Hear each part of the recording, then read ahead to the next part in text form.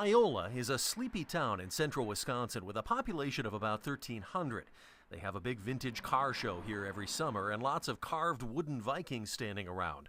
It's also the last place on earth you'd expect to find somebody like John Jackson Miller. It's fun to be able to strip mine your childhood for a living. Miller's childhood played out in Memphis, Tennessee, where he began tapping out short stories on his typewriter at the age of 6.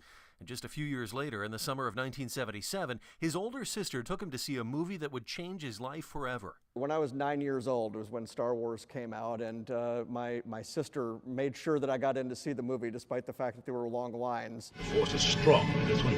From that moment on, Jackson was hooked. And now, almost 40 years later, his childhood passion and his adult profession are one and the same. I started writing for Star Wars about 10 years ago. I have now written 3 or 4 different Star Wars prose novels or short story collections. Come here, my little friend. Don't be afraid. One was called Star Wars Kenobi. It's about Obi-Wan Kenobi's first month on Tatooine.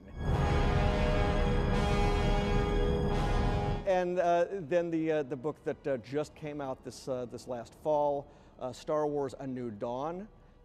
This is a book that ties in with the Rebels TV series, which is airing on Disney XD. It's wonderful to be able to see these things first. Writing for Star Wars may be a dream come true for Miller, but his first love came in the form of comic books. He has more than 50,000 of them now, several hundred of which have his name right at the top. Marvel was really my first big break in terms of on the writing side of things. I did a, sort of as my demo reel, I did a limited series called Crimson Dynamo, which was about Iron Man's Russian counterpart. If you go check out Iron Man's biography on the internet, you'll find out that there was a year where he was Secretary of Defense, and that was me.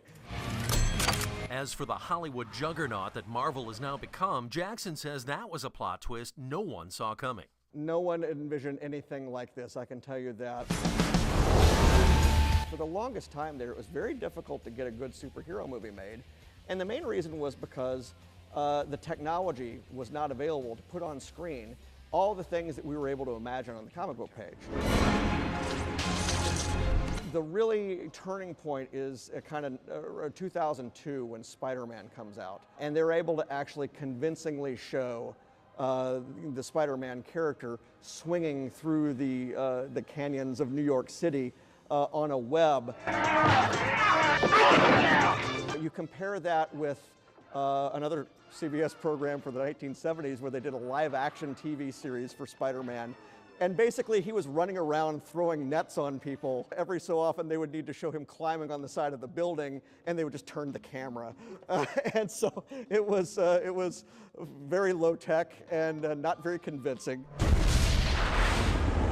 But once digital computer animation comes along, suddenly the sky was literally the limit.